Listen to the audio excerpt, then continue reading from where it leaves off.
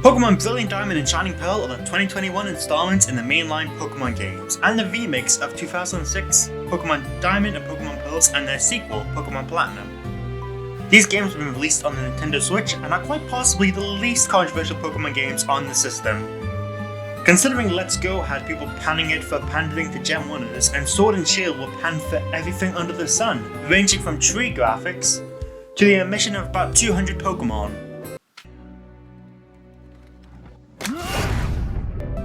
So with that, the games should be stand out on the Switch, especially since the DS games were considered game changers for the franchise. Oh boy.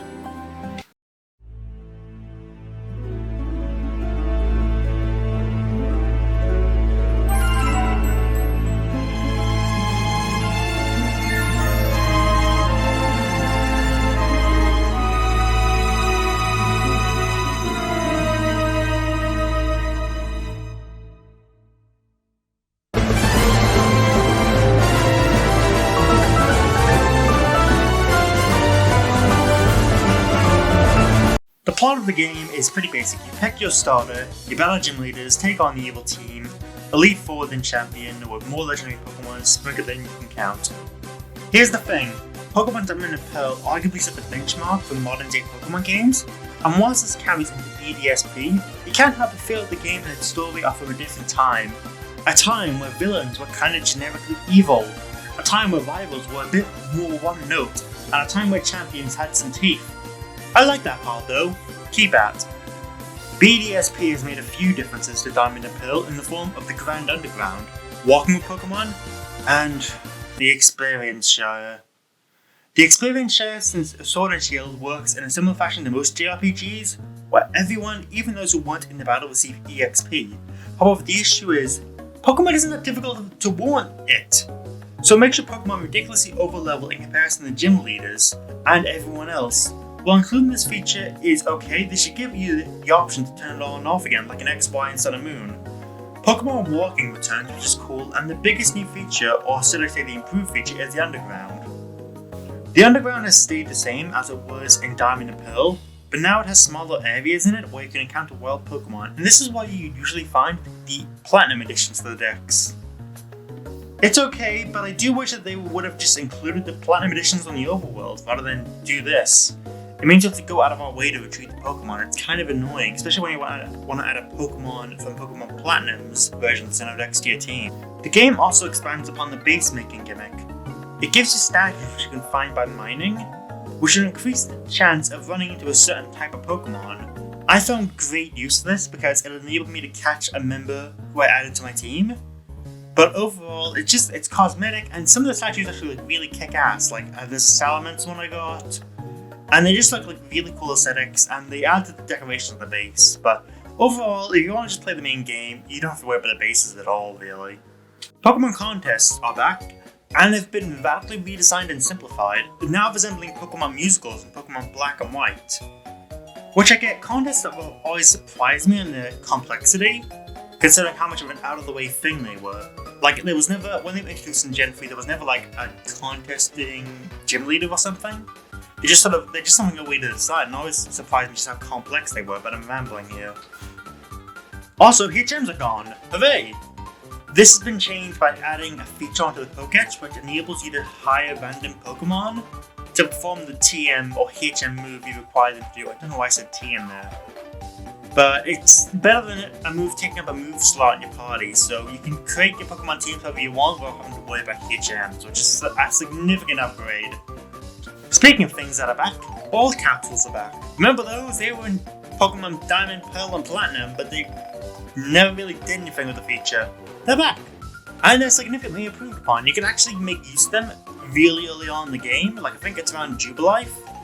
So it's really cool to have special effects whenever your Pokemon comes out, and hopefully this sticks with the main series a wee bit longer. One of the best parts of this game is seeing the Cinematch and Pokemon in 3D, and the chippy art style makes the game stand out when compared to the other remakes like Omega Ruby Alpha Sapphire and Heart Gold Soul Silver. And the cities look great, so do the towns, however, they sort of look bare bones, but this can't really be helped. That's more the fault of the original Diamond and Pearl. So I kind of wish they would fill that up even more, but you can't help it. the game's from 20 years old pretty much. One of the more disappointing aspects of this game will be the soundtrack. I cannot tell the difference between this game's soundtrack and the original Diamond and Pearl soundtrack. It's unlike Omega Ruby and Alpha Sapphire, which made significant changes. If I could speak to that, would be great, but which makes significant changes like Wally's final theme and several other changes to the soundtrack. This game just hasn't made any real change to the soundtrack, and that's kind of disappointing. But I will admit, Cynthia's theme is still amazing, as it always is.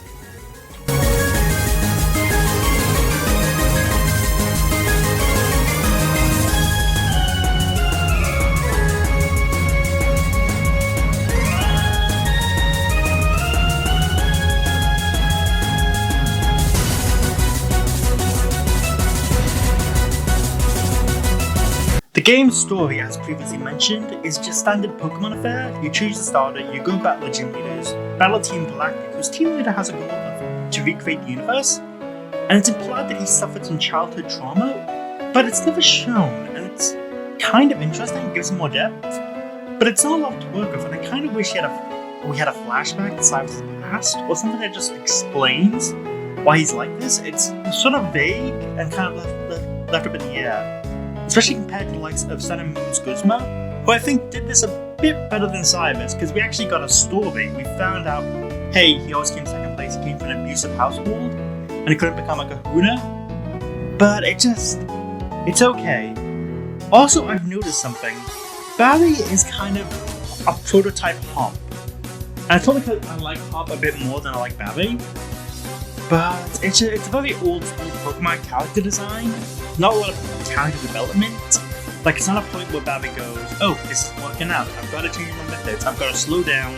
It seems like a story beat because it's always running around the place, but it's never like confronted. He's never like, oh, I've got to slow down, like, I've got to not rush, I've got to calm down, I'm rushing and making mistakes. It could be that I'm missing it, but overall, it's just a very plain cast. And aside from that, it's a bit worse than the character side of it than Sword and Shield is. Even Let's Go have better characters in the game, in my opinion. But it brings one question to mind. Is this game better than Sword and Shield or Let's Go? I wouldn't say these games are better, but if I had to rank, I would believe it'll be Sword and Shield at the bottom, and Let's Go and Brilliant Diamond competing at the top on the podium together. The second question is this a better game compared to Pokemon Pearl's previous follow-up, Pokemon Platinum? Pokemon Platinum, I would say, is in the top 10 games of the franchise due to its charm and improvements from Pokemon Pearl. But those improvements have been removed, and it baffles me as to why they would do this. Whilst the game is almost identical to Pokemon Diamond and Pearl, and while for a Pokemon game it looks extremely polished, the game lacks anything new to add to the table, and this really harms it alongside the storyline, which whilst it was good at the time, has aged like milk.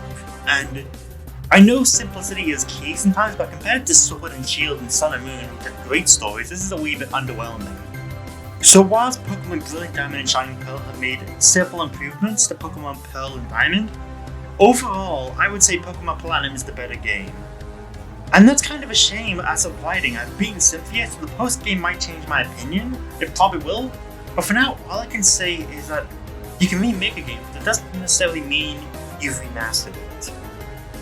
So yeah guys, thank you for watching this video. I know I've got a lot of improvements when it comes to video making. This is probably my first video that actually coincides with the game's release. Sorry it's been so late, I've got work, I've been quite busy over the last few weeks. But thank you for listening to this video. Please like and subscribe if you can. And remember, peace!